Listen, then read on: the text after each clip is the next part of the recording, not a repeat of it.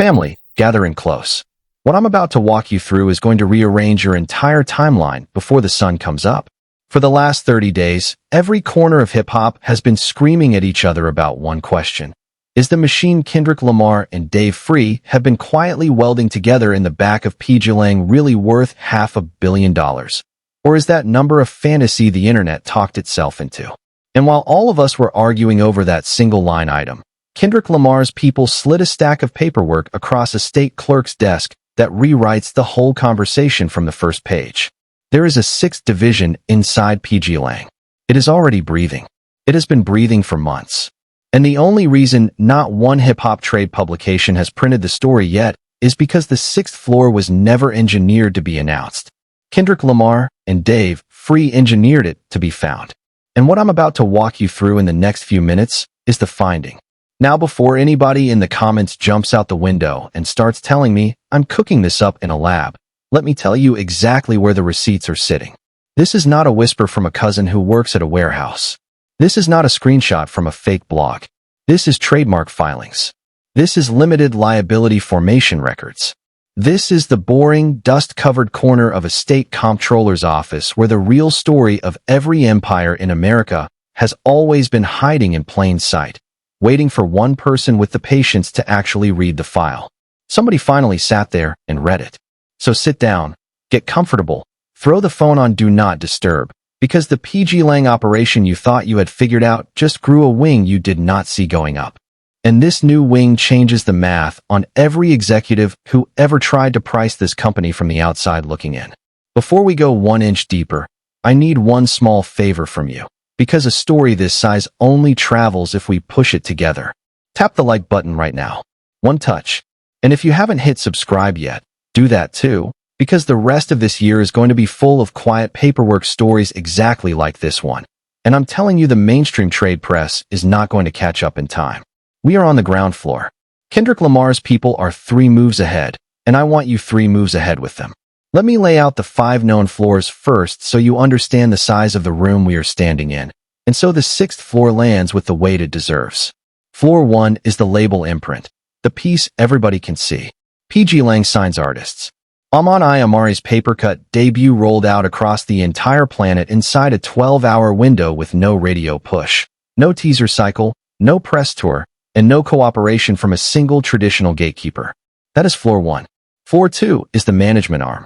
Kendrick Lamar himself sits at the center of that room, and multiple industry sources are placing the surrounding roster somewhere between 8 and 12 names that have never had their affiliation confirmed on paper. Floor 3 is the creative agency. That is where the NBA Players Association campaign was born. That is where the film work with Trey Parker and Matt Stone got quietly incubated over dinners nobody photographed. That is the arm that never posts anything because it doesn't need to. Floor 4 is the touring and live division. The Grand National Tour closed out at $369.6 million, and the Seattle date on its own cleared $15.373 million in one single night. Floor 5 is what people inside the walls have started quietly calling the vault. GNX-era unreleased material, session tapes, cutting room floor verses, and what more than one insider is describing to me privately as the largest privately held stockpile of unreleased hip-hop music in the modern era. 5 floors. That alone is unprecedented. That alone is why every credible media analyst has already pushed the valuation of pgLang past the $500 million line. And I'm telling you tonight, there is a 6th floor. And the 6th floor is not a floor. The 6th floor is the foundation slab for a completely different building being poured, while everyone else is still arguing about the roof of the current one. Sis, this next part is going to make you set the phone down. Because this was not a spontaneous filing. This was not a random trademark somebody threw in the mail on a Tuesday morning. This was choreographed months in advance, and the timing gives the whole thing up. The trademark filings landed in the exact same window as the papercut rollout. The trademark filings landed in the exact same window as the Grand National Tour ramp. The trademark filings landed in the exact same window that Universal Music Group was, according to multiple sources familiar with the negotiation, quietly renegotiating Kendrick Lamar's royalty rate upward on Not Like Us in the aftermath of the dismissed Drake lawsuit. which means at the exact moment Kendrick Lamar was pulling more money out of the major label system than any rapper of his generation has ever pulled, Kendrick Lamar was simultaneously funding the infrastructure that would let him never, ever have to need that system again. That is not artistry. That is not making music. That is corporate ninjutsu at a level the culture has never watched a rapper run in real time. And here is the piece that keeps the C-suites at Universal, at Sony, at Warner up in the middle of the night with the lights on. These filings are not defensive. Defensive filings are what you see when a rapper trademarks his own name so nobody can slap it on a bootleg t-shirt in a mall kiosk. What Dave Free put on paper reads like a company preparing to run a full-service, vertically integrated, independent media platform that could, hypothetically and legally, host its own catalog on its own servers under its own terms with its own royalty splits on its own release cadence. That is a Trojan horse the industry did not see coming, because Kendrick Lamar's team never made a single announcement while they were rolling the horse inside the gates. Mark this down and read it back twice. Let me connect 3 dots for you and let you draw the line yourself. Dot number 1. pgLang is already producing film content through Paramount, and the film with Trey Parker and Matt Stone has been strategically delayed to align with the tour ramp and an awards run. Dot number 2.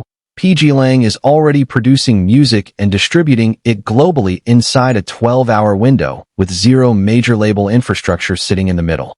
Dot number 3. pgLang has now filed for trademarks in the streaming platform category. Draw the line between those 3 dots and tell me what building shows up on the blueprint. That is a self-contained media empire. That is Disney in 1955. That is Netflix in 2007. That is Apple in 2001. That is every single one of those pivot moments right before a legacy industry got walked into a wood chipper by a company that had, with no press release and no cover story, been assembling the infrastructure to replace it. And nobody in the mainstream trade press is writing about it, because the mainstream trade press is still busy printing first-week Iceman numbers for Drake and pretending the story of the year is a chart position. Let me talk about Dave Free for 1 full minute, because Dave Free is the reason the 6th floor is even possible. Everybody in the culture keeps calling Dave Free the guy in the shadows, the operations mind, the co-founder, the quiet one, the fixer. What Dave Free actually is, in plain English, is a full-service corporate architect who happened to grow up next to one of the greatest lyricists of the modern era. Dave Free's fingerprints are on everything. Dave Free is why the Not Like Us music video was directed the exact way it was directed. Dave Free is why the halftime show was structured the exact way it was structured. Dave Free is why Papercut hit the entire planet in 12 hours instead of a 12-month press cycle. And I am telling you, with everything I know about how filings like this actually get organized inside a real legal team, Dave Free is going to be the name on the signature line when the next public announcement drops. Because here is the piece even the sharp people in the culture have not fully absorbed yet. Dave Free is not building a music career. Dave Free is building an institution. And the institution has Kendrick Lamar as its flagship, but Kendrick Lamar is not the ceiling of this thing. Kendrick Lamar is the front door. Now the valuation math. If you take the 5 floors we already knew about and you price them the way a normal media analyst would price them, the number lands somewhere around 500 million. If you add the 6th floor and you assign it even a modest valuation based on how the market has priced comparable independent media platform plays over the last 5 years, you are looking at a number that could triple that valuation inside a 36-month window. And that number does not include the GNX vault. That number does not include the equity in the ongoing Paramount film. That number does not include the touring revenue baked into the current cycle. That number does not include the merchandising trademarks I just walked you through. So the next time you see a headline 6 months from now saying pgLang crossed the $1 billion mark, remember you heard it here first. And remember the paperwork was already in the filing cabinet long before the headline showed up. Now let me contrast this against what is happening on the other side of the rivalry, because this is where the humiliation stops being cultural and starts being structural. While Kendrick Lamar and Dave Free are quietly filing trademarks for an independent media platform, Drake is publicly suing his own label, publicly leaking that he wants to walk away with 43 unreleased songs, and publicly flooding the market with 3 albums in a single day that got absorbed into a random Tuesday afternoon like nothing happened. One side is building the future. The other side is reacting to the present. One side owns the paperwork. The other side is trying to escape the paperwork. And when the historians write about this decade 20 years from now, they are going to point at this exact quarter as the moment the tectonic plates cracked underneath the entire rap industry.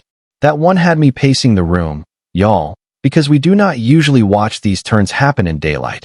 We usually read about them a decade after the funeral. Anyway, back to the main road. Before I get to the second half of this story, take 1 second and tap the like button and drop me a straight answer in the comments. Do you think Kendrick Lamar's team saw the OVO collapse coming before the general public did? Yes or no? I want to see where the room stands before I show you the next piece, because the next piece is the piece that flips the answer.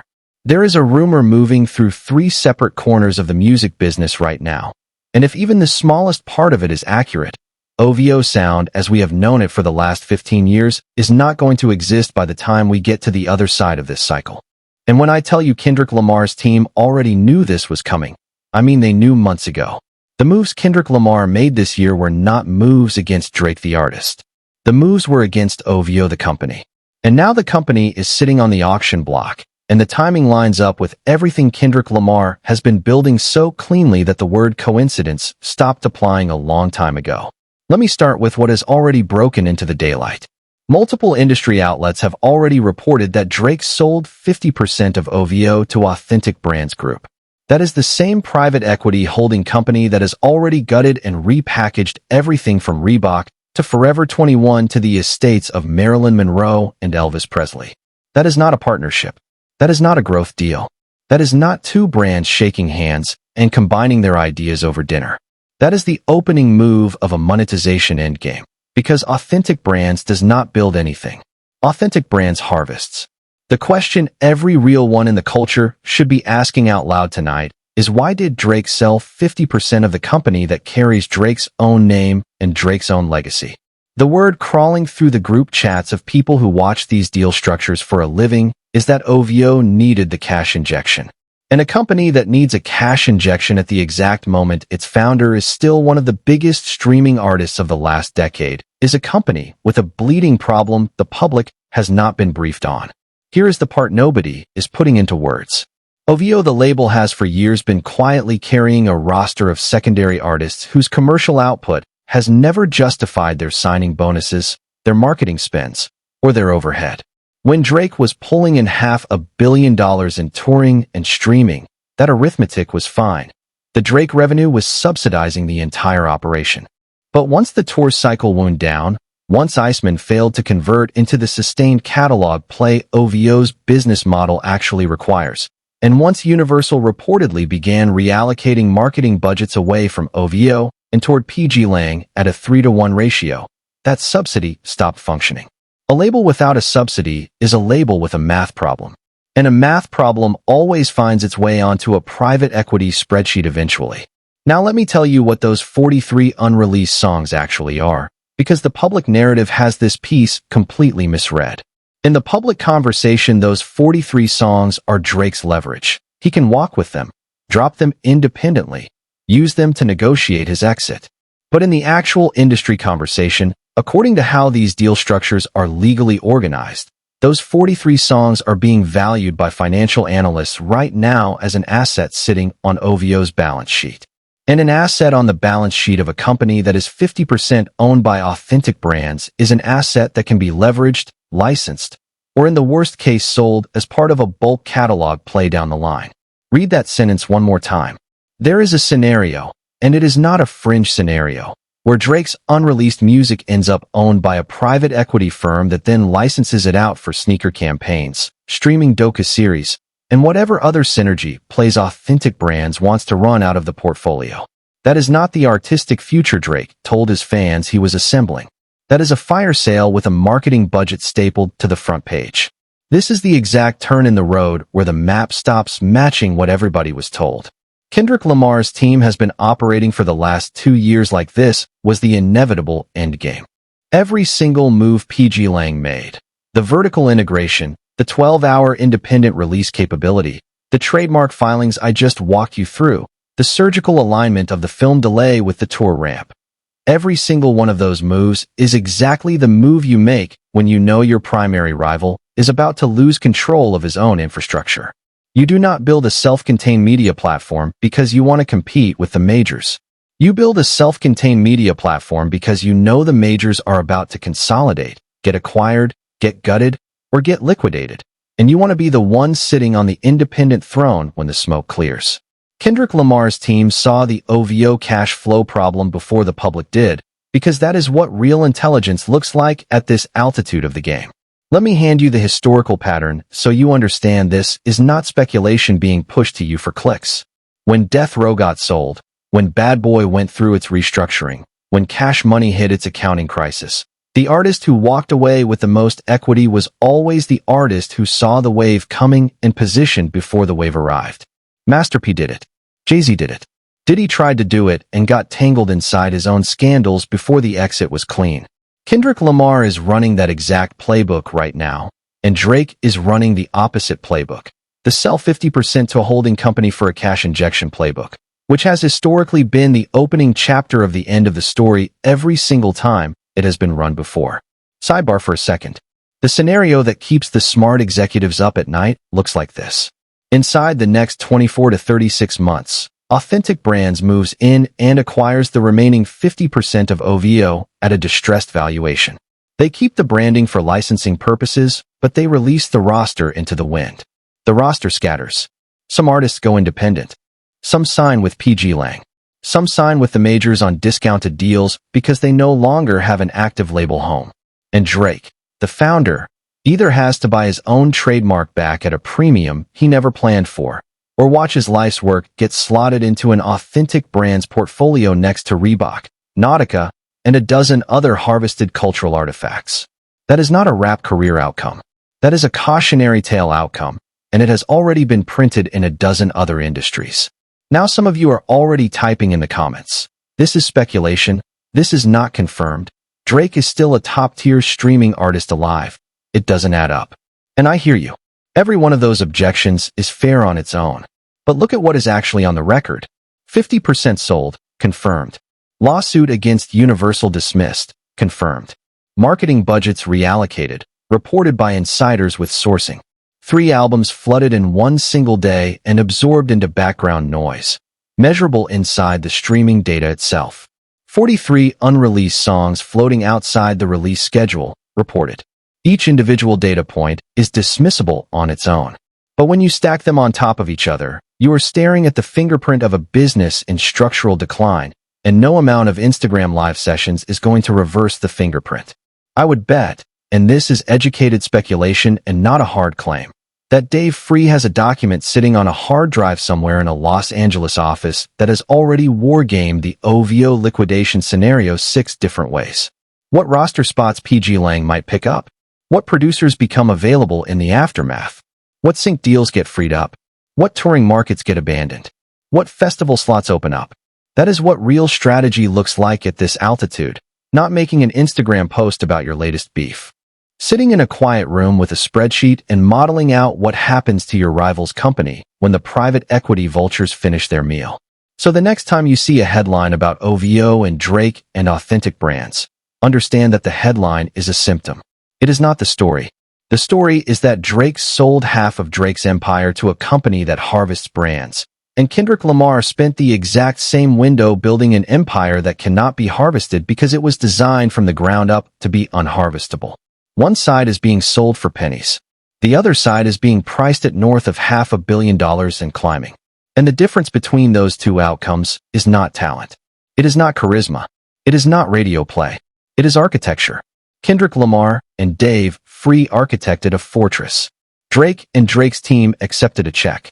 And in 10 years, when the culture sits down and writes the post-mortem on this decade, that single sentence is going to be the entire chapter heading. Log the pattern. The 6th floor is real. The paperwork is real.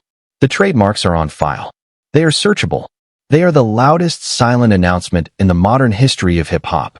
So the next time somebody on your timeline argues about whether pgLang is a real company or a vanity project, send them this video and tell them the empire already has a 6th floor, and tell them the elevator went up while everybody was still watching the lobby.